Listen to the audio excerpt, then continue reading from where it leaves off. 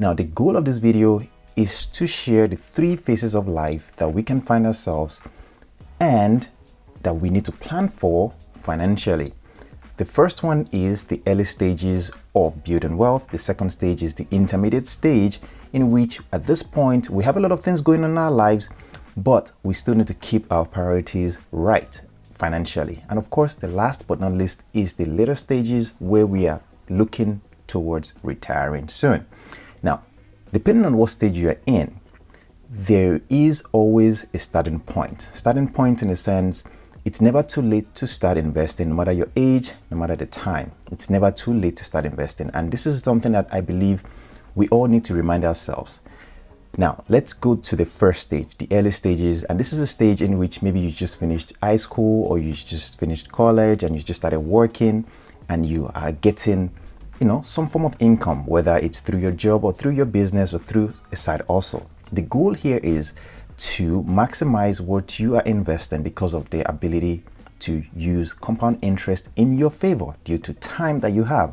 And this is considering you are quite young, you have less responsibilities in your life, like no kids, no families.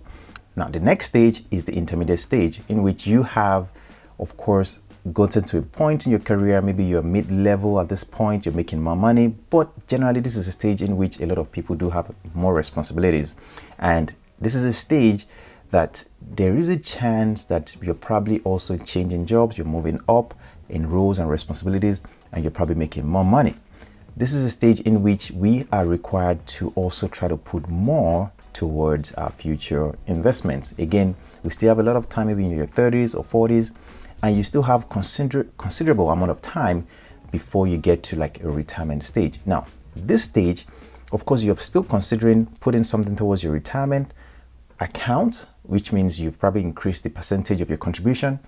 At this point, you're probably trying to acquire things like maybe a house or maybe buy a car or change your car. At these stages of your life, or at this particular stage, you are also prioritizing your short-term needs as well. And this is where you are also responsible for maybe kids, or you have a wife, or you have a husband, that you guys are just trying to make it work. It's important to kind of balance this stage quite well, because if you end up buying something that is not financially suitable for your financial situation, this could be a very big deterrent to your ability to save for the future and also meet your current financial needs. Now, at the later stages of life, like let's say you're in your 50s and getting on to your 60s, at this stage, you're focusing more on your retirement accounts here.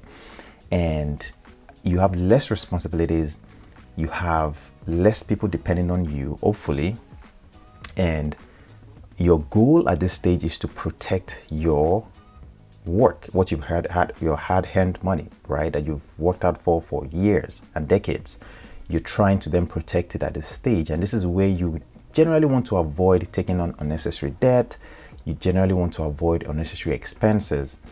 You definitely are still contributing towards your accounts, you're keeping that going on a consistent basis, but your priority is protecting it. And this is where you have to also work on what type of assets you're invested in. So if you're heavily invested in stocks, you probably want to dial that down,